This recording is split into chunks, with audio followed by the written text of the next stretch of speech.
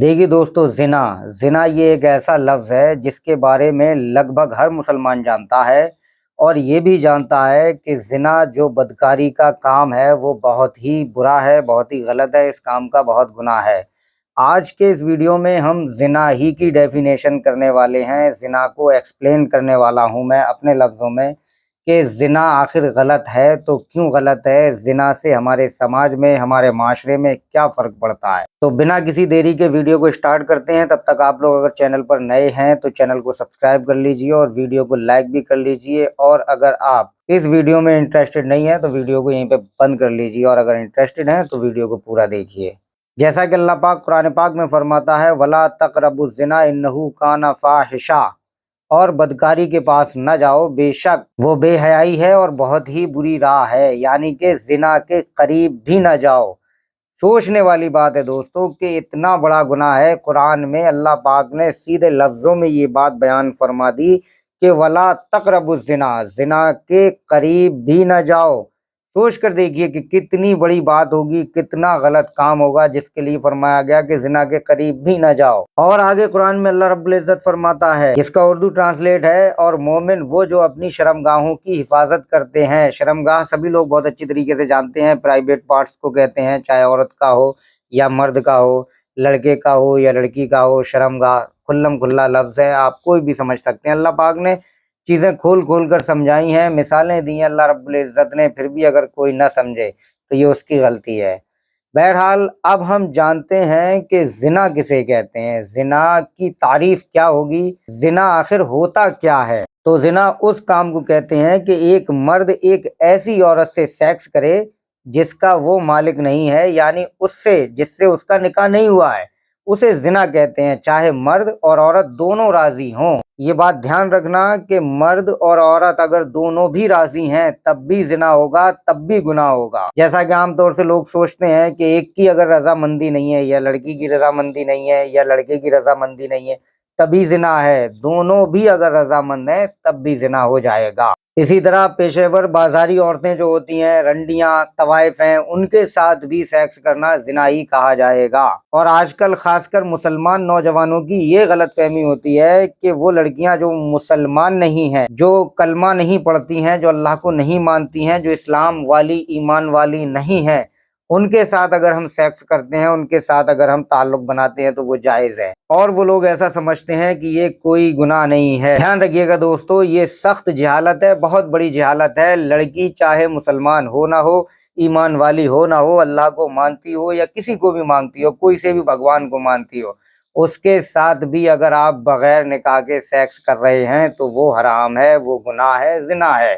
اور نکاح تبھی ہوگا جب وہ ایمان والی ہو جائے گی۔ اگر کلمہ اس نے نہیں پڑھا ہے، اگر وہ اللہ کی نام لیوا نہیں ہے، اگر اس کا عقیدہ اللہ کے بارے میں یہ نہیں ہے کہ اللہ ایک ہے، وہی عبادت کے لائق ہے، اور محمد صلی اللہ علیہ وآلہ وسلم اللہ کے رسول ہیں، تب تک اس کے ساتھ نکاح بھی جائز نہیں ہے، تو زنا کیسے جائز ہو جائے گا۔ تو یہ کانسیپٹ بالکل کلیئر ہو جانا چاہیے کہ جو لڑکی مسلمان نہیں ہے اس کے ساتھ بھی زنا ہوگا، اس کے ساتھ بھی حرام کاری ہوگی۔ یہاں تک کہ مسلمانوں میں بھی وہ لڑکیاں جو بدعقیدہ ہیں، جن کا عقیدہ غلط ہے، جو اللہ کے بارے میں صحیح عقیدہ نہیں رکھتے، جو حضور صلی اللہ علیہ وآلہ وسلم کے بارے میں صحیح عقیدہ نہیں رکھتے، بہت سارے فرقے ہیں، وہ ان کے ساتھ بھی زنا ہو جائے گا، ان کے ساتھ بھی ایسا نہیں ہے کہ زنا جائز ہو۔ کل ملا کے دنیا کے کسی بھی مذہب کی کسی بھی لڑکی کے ساتھ بغیر نکاح کے زنا ہی ہوگا، نکاح جب تک نہیں ہوگا تب تک وہ حرام کاری ہی ہوگی۔ ہمیں یہ بات سمجھ لینی چاہیے کہ زنا جو ہے وہ بہت بڑا گناہ ہے، اور یہ بہت بڑی بلا ہے،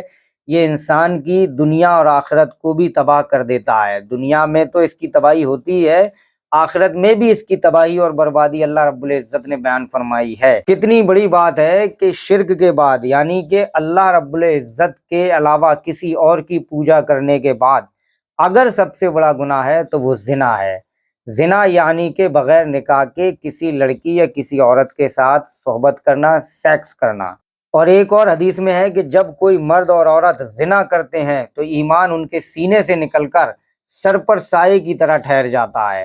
مطلب اگر اس وقت ان کی روح قبض ہو جائے، اگر اس وقت ان دونوں کو موت آ جائے، یا ان دونوں میں سے کسی ایک کو موت آ جائے، تو وہ ایمان پر نہیں مریں گے بلکہ وہ کافر مریں گے، ان کے لیے جہنم واجب ہوگی، وہ جنتی ہرگز نہیں ہوں گے۔ حالانکہ کہنے کو وہ مسلمان ہیں لیکن وہ مسلمان نہیں ہوں گے۔ جس وقت وہ زنا کر رہے ہیں اس وقت ان کے سینے سے ایمان نکل جاتا ہے اور سر پر سائے کی طرح منڈراتا رہتا ہے۔ سوچنے والی بات ہے دوستو کہ زنا کا عذاب، زنا کی خرابیاں اس قدر بیان کی گئی ہیں، اس کے باوجود لوگ زنا کاری میں مبتلا ہیں، زنا کاری میں ملوث ہیں، زنا کو بہت ہلکا، بہت چھوٹا گناہ سمجھتے ہیں۔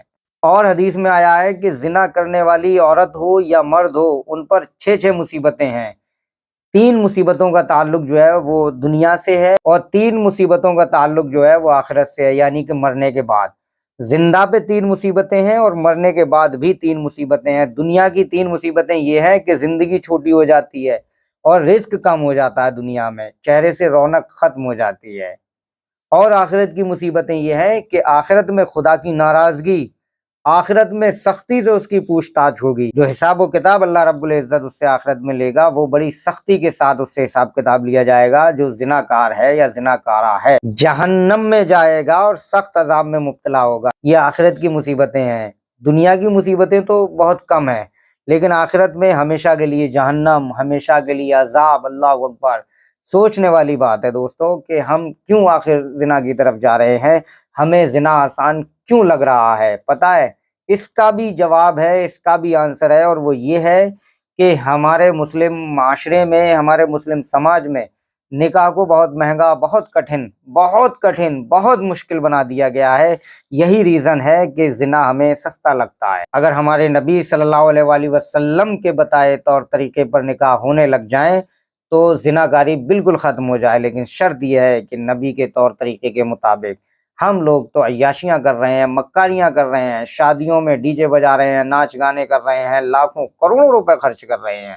اور اگر کوئی کنوارا لڑکی یا لڑکا زناکاری کرتے ہیں اور ان کا گناہ ثابت ہو جاتا ہے تو اسلامی لاء کے مطابق انہیں 100 کوڑے مارے جائیں گے، مطلب 100 کوڑے بدن پہ مارے جائیں گے۔ اور یہاں تک حکم آیا ہے کہ اگر 10 کوڑوں میں یا 2 کوڑوں میں ان کی موت ہو جائے تو باقی کے کوڑے ان کی لاش کو مارے جائیں۔ اتنی کڑی سزا ہے۔ اور شادی کے بعد اگر کوئی مرد اور عورت زنا کرتے ہیں تو ان کی سزا یہ ہے کہ انہیں شہر سے دور لے جایا جائے اور وہاں پر انہیں کسی پیڑ سے باندھ کر یا کھلے میدان میں لے جا کر سنگسار کر دیا جائے، یعنی کہ اتنے پتھر مارے جائیں جب تک وہ مر نہ جائیں، یعنی اتنے پتھر مارے جائیں جب تک وہ دونوں مر نہ جائیں۔ اللہ اکبر! اتنی سخت سزا ہے شادی کے بعد۔ اچھا، شادی کے بعد اتنی سخت سزا کیوں ہے؟ حالانکہ کنواروں کو بھی سخت سزا ہے لیکن 100 کوڑوں میں بچنے کا بھی ایک امکان ہے، بچنے کا بھی راستہ ہے کہ انسان بچ بھی سکتا ہے 100 کوڑے کھانے کے بعد۔